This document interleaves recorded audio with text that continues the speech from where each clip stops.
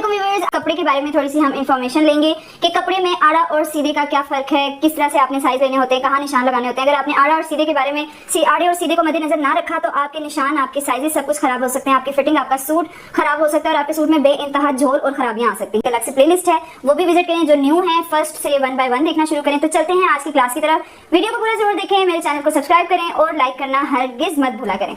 अच्छा जी, आज की जो क्लास है उसमें हम कपड़े की क्या इन्फॉर्मेशन आपको देंगे उसके बारे में मैं आपको बताती हूँ कि कभी आप बैठिएगा और एक कपड़े को लेकर जरा उसका थोड़ा सा मायना करें।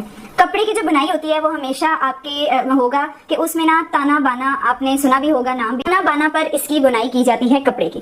फर्ज करें कि कपड़ा, अगर हमारे पास ये एक कपड़ा है, इसमें जो धागे इस्तेमाल होते हैं वो किस किस रुख में होते हैं। एक तार कपड़े की ऐसे यूज होती है और दूसरी तार कपड़े की इस तरह से होती है।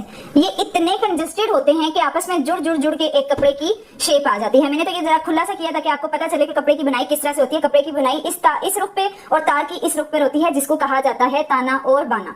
अब इसमें मोटे कपड़ों में, पतले कपड़ों में फर्क सिर्फ ये आ जाता है कि कहीं डबल ताना बना होता है, कहीं ट्रिपल ताना बना होता है और कहीं सिंगल ताना बना, ज्यादा यही वाला मेथड यूज होता है। अब इसमें हमने बड़ा ध्यान रखना होता है कि जो आपकी ये बड़ी जो आपकी सीधी तारें आ रही है, यानी सीधा जो ताना का रुख है, जो कपड़े के ताना का रुख है, इसी पर हमेशा एक परफेक्ट ड्रेस स्टिच हो सकता है, जबकि इस रुख को आड़ा रुख कहा जाता है। अक्सर आप लोगों ने ड्रेसेस देखे होंगे कि वो आड़ी शेप में उनकी कढ़ाइयां हुई होती हैं, जो कि आपके ड्रेस खराब करते हैं। यानी कि वो कढ़ाइयां जब होती हैं, आड़ा ही कपड़ा हमें स्टिच करना पड़ता है और उसमें हमें फिर बड़ा मसला होता है, हमें साइज खुले रखने पड़ जाते हैं और वो फिटिंग कभी बैठती नहीं है, कमीज हमेशा फैल जाती है। अब ये कपड़े में थोड़ी सी मैं आपको मिसाल देती हूँ कि जैसे कि आपके पास एक शर्ट का कपड़ा है, आपने एक शर्ट का कपड़ा रखा है, हमेशा कपड़े के साइड पे एक कनी होती है, जिसको हम एक कनी कहते हैं, यानी एक कॉर्नर्स। ये आप साइड देखें कि उसकी ना इस तरह से साइड होती है, उससे हम बहुत अच्छे से अंदाजा लगा सकते हैं कि हमने अपनी शर्ट की कटिंग इसी रुख पे रखनी है, यानी ताने के रुख में रखनी है। कभी भी बाना के रुख पे कटिंग हमने नहीं रखनी, वो आ जाती है हमारी आड़ी कटिंग।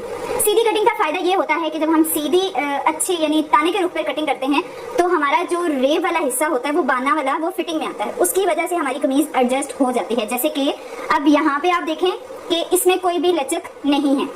जब हम इसको ताने के रुख में कपड़ा खींच रहे हैं तो इसमें कोई लचक नहीं है, जबकि हम बाना के रुख में कपड़े को खींचेंगे तो इसमें आप ये देखें कितनी लचक आ रही है। इन लाइंस के साथ आपको फील हो रहा होगा कि ये कितनी लचक है। इसलिए हमेशा बाना का रुख फिटिंग में रखते हैं। अगर आप बाने के रुख से कमीज को बनाते हैं, मतलब इस तरह आड़ी कमीज, अगर आप आड़ी कमीज बनाते हैं तो आपकी कमीज कभी भी ठीक नहीं बन सकती, आपकी फिटिंग खराब हो सकती है, आपका घेर खराब हो सकता है, इवन आपकी कमीज फिरती रहती है हर वक्त। जब आप कपड़ा पहनते हैं तो आपकी बॉडी पे कभी भी सेट नहीं आती। अब ये मैंने आड़ा कपड़ा रखा है, जब आप यहाँ से गला बनाते हैं, ये आपकी फिटिंग आ गई, ये वेस्ट हिप, ये आपकी लेंथ आ गई, तो अब आप देखेंगे यहाँ से ऑलरेडी किस तरह ये झोल आ रही है। जब आप कमीज इस्त्री करेंगे, पहनेंगे, तो ये देखें ये आपको शेप कितनी खराब नजर आ रही होगी। ये सारे मसले मसाइल आड़े कपड़े में आते हैं। और अगर आप कपड़े का रुख बिल्कुल एग्जैक्ट रखते हैं, लंबाई की तरफ से आड़ा नहीं रखते हैं, तो ये देखें कि आपका कपड़ा बिल्कुल सीधा आएगा। यहाँ से आपके कपड़े को कभी भी झोल नहीं पड़ेगी। और अगर इस तरह से आपके कपड़े में झोल आएगी तो वो फिटिंग में एडजस्ट हो जाती है। कपड़ा ज्यादातर जो सीधा सिलाई हुआ होता है, वो आपकी जो थोड़ी बहुत कमी पेशी होती है साइज में, वो इस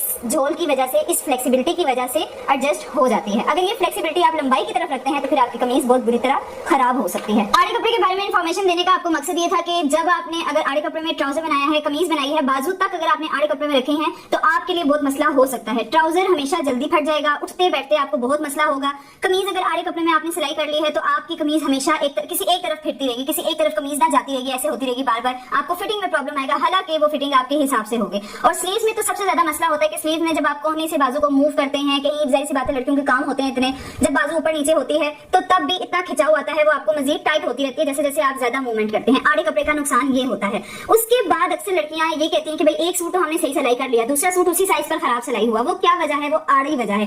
अब जैसे कि आपके पास एक प्रिंट आया है और उस प्रिंट पर पत्तियां बनी हुई हैं। फर्ज करें कि आपके पास कोई प्रिंट है और उस प्रिंट के ऊपर फूल बने हुए हैं, वो फूल अब बने हुए ही आड़ी शेप में है। आपने अब फूलों को सीधा करने के लिए सूट आड़ा नहीं बना देना, आपको सूट हमेशा सीधा ही बनाना पड़ेगा, तभी आपका सूट परफेक्ट बनेगा। हाँ, कढ़ाई वाले सूट आते हैं, अक्सर ऐसा होता है कि आप कढ़ाई वाले 2 पीस लोकल शॉप से अगर सूट लेते हैं तो वो आड़े बने हुए होते हैं। अब उसमें क्या आपने मेथड यूज करना है कि उसमें हमेशा साइज से 1-1 इंच आपको ज्यादा रखना पड़ता है। आपको अपनी बाजू 1 इंच ज्यादा रखनी पड़ती है, आपको अपनी चेस्ट का साइज, फिटिंग का साइज, हर साइज आपको अपने साइज से 1 इंच बढ़ा के रखना पड़ता है, क्योंकि कढ़ाई को तो अब हम ऐसे सीधा नहीं लेकर आ सकते ना, वो तो जैसे गला बना होता है, बॉर्डर बना होता है, इस वजह से उसको वैसे ही स्टिच करना पड़ता है। आज की इन्फॉर्मेशन थी बहुत इंपॉर्टेंट, क्योंकि आगे हमने करनी है स्टिचिंग, कपड़े का काम करना है, तो इस चीज के बारे में आपको बहुत अच्छे से पता होना चाहिए।